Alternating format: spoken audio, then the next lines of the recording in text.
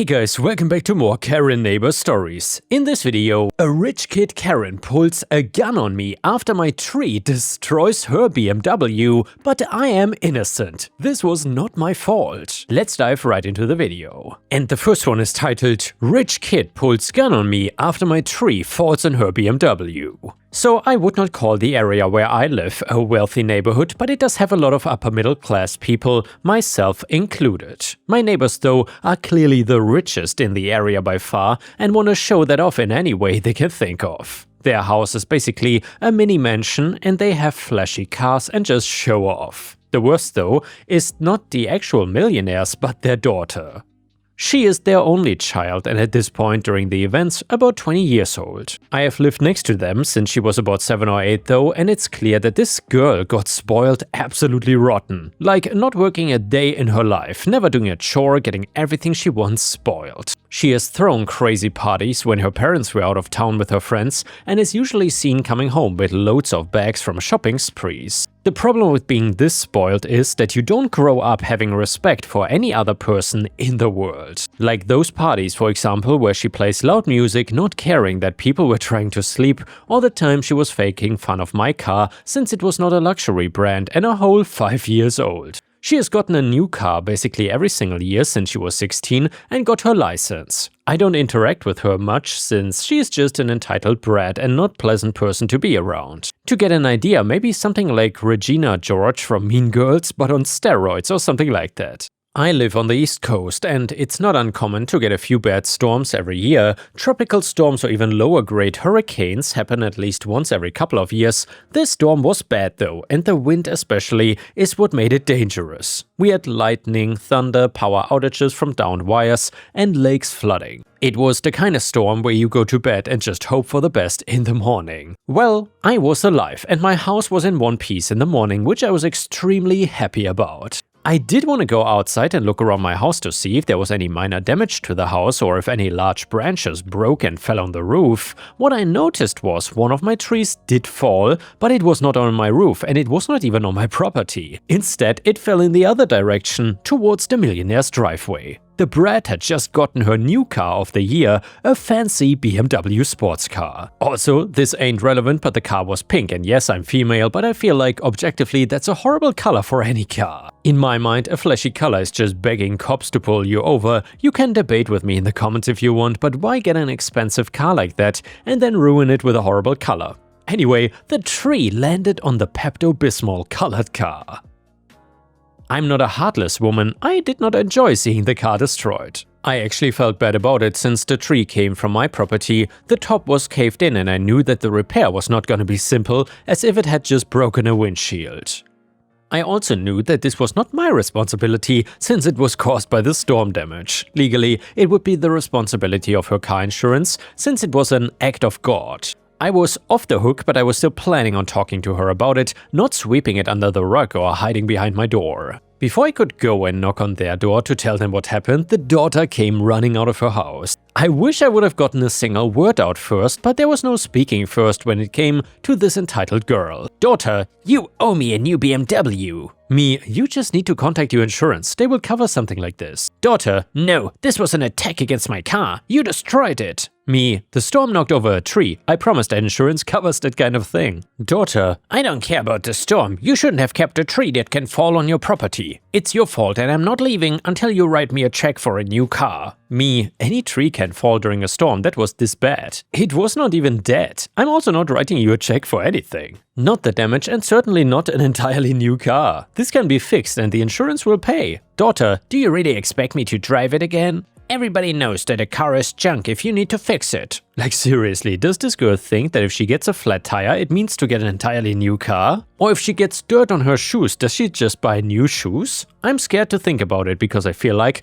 her answer would be yes. Me, look, the only thing I'm paying for is the tree to be removed since it is mine. The car has nothing to do with me and I'm going back inside my house. Daughter, no, you are not. She went into her purse and I thought she was gonna pull out a phone or something, but no, she pulls out a frickin' handgun and points it at me. I don't know anything about guns, so I don't know if it's a pistol or something else. I just knew I was scared when I saw that thing pointed at me. I could only assume it was loaded and there was no safety on it. She screamed that I had to pay her right then and there or she was gonna shoot me. Well, a couple problems with this. The first thing being that I was frozen in fear the moment I saw the gun, and my brain could not process the actions of moving. The second being that, like 99% of people, I just don't have my checkbook in my pockets. I was still in my pajama pants actually. It did not get any better when she moved the gun to not be pointed at me for a moment, to shoot at a nearby tree. The sound alone was terrifying, and then the gun was focused back on me. I really believed that she was gonna shoot and kill me over a tree falling on her car.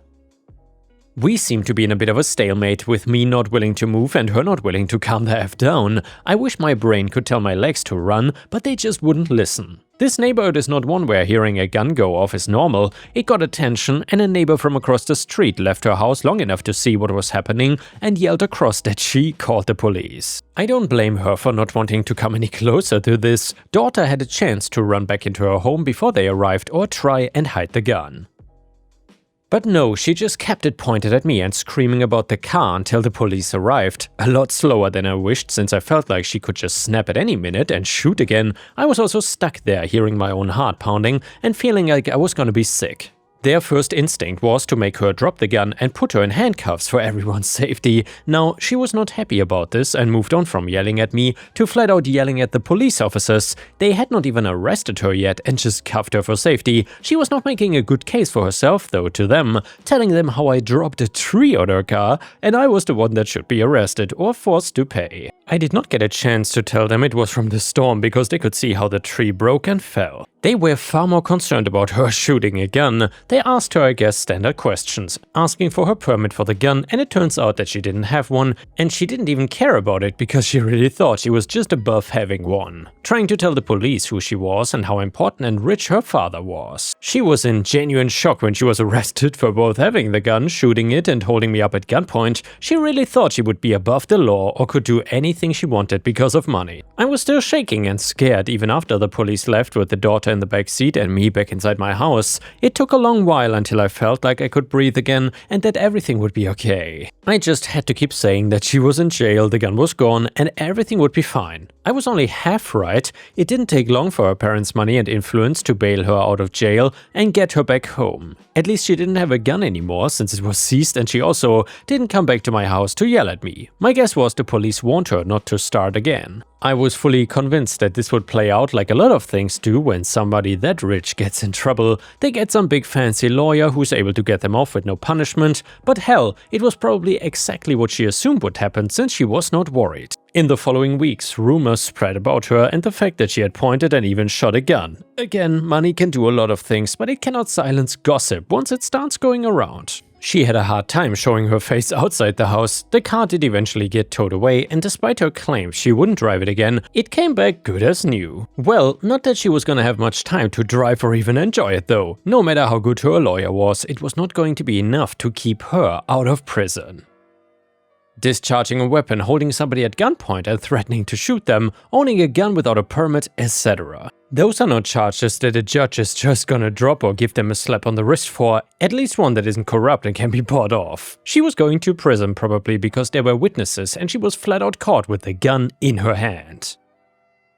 I wonder if her parents even realized this was all connected to her being totally spoiled. I don't know, since I don't really speak to them and have no desire to. The father I've almost never seen in the many years I've lived here. The mom, from what I can see, is just as spoiled as her daughter, but not stupid enough to cause problems. It was one of the craziest things I've personally experienced in my life so far. It also made me happy to see for once somebody does not get away with things just because they have money or are famous or something like that, considering how common it sadly is here in America for the rich to be kind of untouchable at times. Edit, in case I didn't make it clear, yes, she ended up behind bars for what she did. It serves her right. Now I just hope these entitled rich snobs move away at some point so I don't need to deal with them anymore. And the next one is an absolutely crazy entitled Karen story from r/petty revenge. It is titled, "She Tried to Stop Me from Saving a Man's Life." So I worked in an emergency room ER for 6 years, so I'm full of stories, but when it comes to petty revenge, this one sticks out in my memory. P for patient, PD, patient's daughter, CP, critical patient, and me for me. Every person who has worked in the ER knows that Mondays are the busiest days of the week and also when all the crazies come out. This day was no different. I worked as a nurse in triage, where you initially get assessed in the front before then going to the back. Here we determine who needs to go back first and who can wait. It's not a first-come first-served basis as most people think.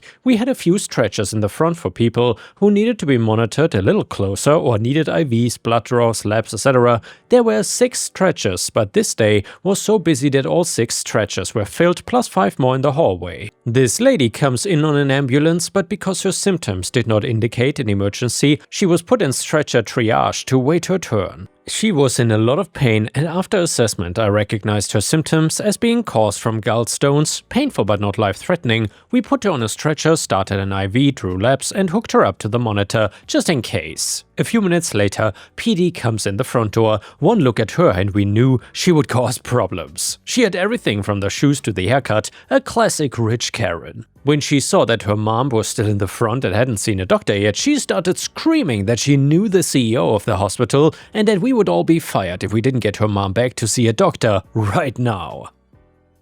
We explained that her mom has a history or gallstones, and even P was saying that she has had this pain many times because of the gallstones. We explained about being really busy and that there were no rooms available in the back and we'll get her back as soon as we could. She eventually calmed down but was still antsy. About an hour later, another patient, CP, comes in and was put in the stretcher beside P and PD. This patient had worrying complaints, but on initial assessment we could not find anything wrong. Now, as a nurse, you learn to always trust your gut, and when your gut sounds an alarm, you listen. Something about this patient was setting my alarm bells off, but all his vitals were normal and I had no solid evidence to declare him an emergency. I then hooked him up to the monitor and kept a very close eye on him. I let the charge nurse know of my concerns and she said to let her know as soon as something changes. Not 5 minutes later, something changed. Now at this time I should explain that this hospital was a level 1 trauma center, meaning we get all the bad cases from car crashes to gunshot victims. We were in the middle of gang territory. Since we had to be ready for any traumas, life-threatening injuries, we had a room with 3 beds that was closed off from the rest of the beds because traumas usually involved a lot of people and a lot of blood. Even on busy days like this one, those rooms were empty unless there was a trauma patient. Now back to CP, I was taking vital signs of P when I looked over to CP. I noticed a worrying change in his rhythm and stopped with P to start assessing CP to see what was going on. That did not sit well with PD. She actually grabbed my arm and told me to finish with her mom. I jerked my arm free and said I had to make sure CP was okay. As I turned around to CP, his rhythm went into VVIP, life-threatening rhythm. I called the charge nurse to inform her of CP condition, all the while unhooking CP from the monitor and throwing his bed into drive. As I started pushing him back, PD actually jumps in front of the stretcher and stops it. She is screaming that her mom was here first and needed to be seen before CP and screaming that I was a liar and that she was gonna get me fired. I'm usually a mild-tempered person, but knowing CP was literally minutes away from dying, and I said to PD, "You have a choice, get out of my way or get run over," as I started pushing the stretcher forward. Now, I'm really good at pushing stretchers fast and getting the patients where they needed to go in a hurry, one of the reasons I was part of the trauma team. PD tried to stand firm, but she saw I was not gonna stop and jumped out of the way just as I was an inch from hitting her. Unfortunately, she did not move fast enough and I ended up running over her foot. At this point I didn't even care and got the patient back to the trauma room, leaving PD screaming lying on the floor. We spent about 30 minutes on CP, but he ended up dying. By the time I got back up front, P and PD had been taken to the back to see a doctor, but my charge nurse warned me that they were filing a complaint against me. Well, a few days later, the actual CEO of the hospital came to visit me on my next shift. He was known to be a kind and fair man. Since this happened during a time before cameras were put in ERs, he had to take what happened from word of mouth. Apparently, PD said I assaulted her several times and put her mom's life in danger by not assessing her properly, and that I should be fired. It turned out that P actually did have gallstones and nothing else. Also, PD's foot was broken due to me running over it.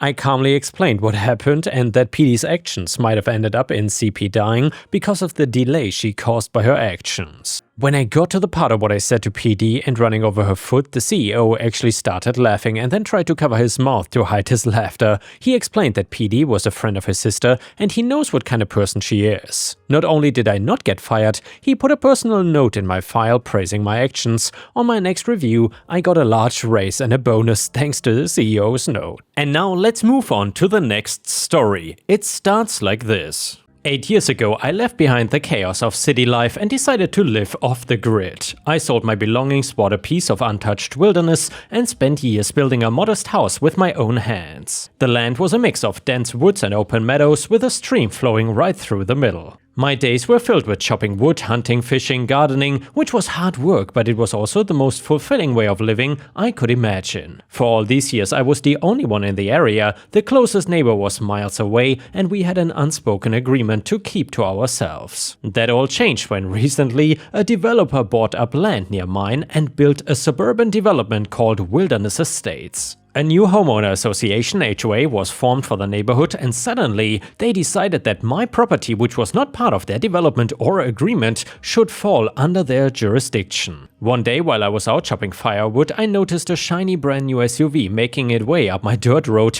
A man in his 50s stepped out wearing an immaculate suit that looked out of place against the backdrop of the wild. He marched up to me without so much as a greeting. "Are you the owner of this property?" he barked. Yeah, I am. Who are you?" I replied, already feeling uneasy about the situation. "I'm Greg, the president of the Wilderness Estates HOA. We've been trying to contact you regarding several violations on your property," he said, looking down at me like I was some sort of pest. "Violations? I'm not part of any HOA," I stated firmly, wiping the sweat from my forehead. "That's not how it works," he snapped. "You live adjacent to our community and that means you must comply with our regulations. And let me tell you, you're in violation of quite a few." He pulled out a clipboard and started rattling off a list. "Your house is not painted according to our community color scheme. Your lawn is overgrown and your fence is not approved. There's no paved driveway, and don't get me started on that unsightly chicken coop." I could hardly believe my ears. "Look, I'm not part of your HOA. This is my land and I've lived here long before your little community ever existed. So you can take your rules and get off my property." Greg's eyes narrowed and he stepped closer. "We're giving you a notice to comply or else we'll take action. You've got 30 days to make these changes or you'll face fines and penalties." I glared at him and said,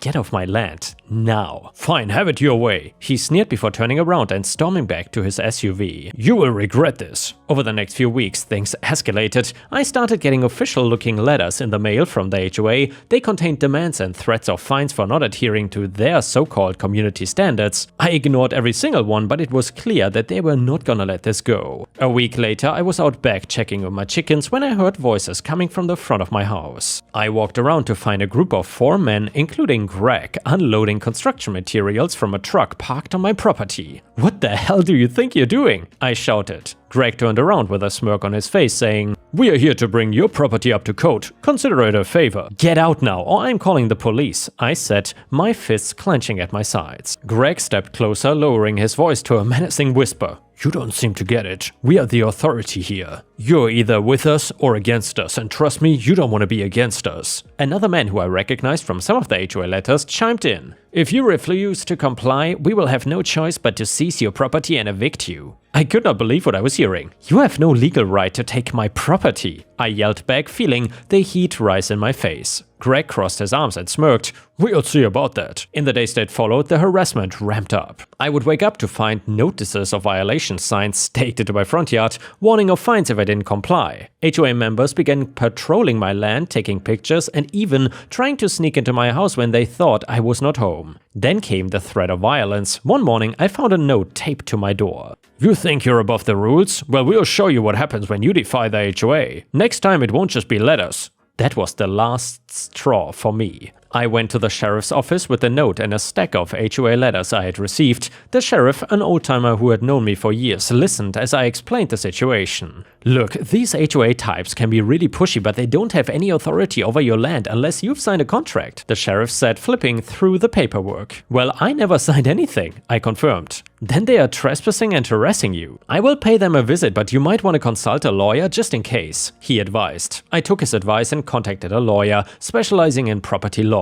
She was shocked by what I told her and immediately took on my case. She instructed me to document everything, the harassment, the trespassing, the threats, and a few days later, I received a letter from the lawyer representing the HOA. It was a cease and desist notice demanding that I stop harassing the HOA members. I showed it to my lawyer, who just laughed. "This is amateur hour, they don't have a leg to stand on," she said. "We will send them a counter notice demanding that they stay off your property and cease their threats immediately. And also we're gonna file for a restraining order to keep them away." As my lawyer prepared the paperwork, I beefed up security around my house. I installed motion sensor cameras, reinforced my fences, and put up more no trespassing signs. I was not gonna let these people intimidate me into submission. When the restraining order was served to the HOA, they didn't take it well. Greg and his cronies showed up on my property again, this time banging on my door shouting threats. I had already called the sheriff, who arrived just as Greg was starting to get violent. They said, "You're under arrest for trespassing and making criminal threats," the sheriff said as he cuffed Greg and his accomplices. "I'm the HOA president. I have rights."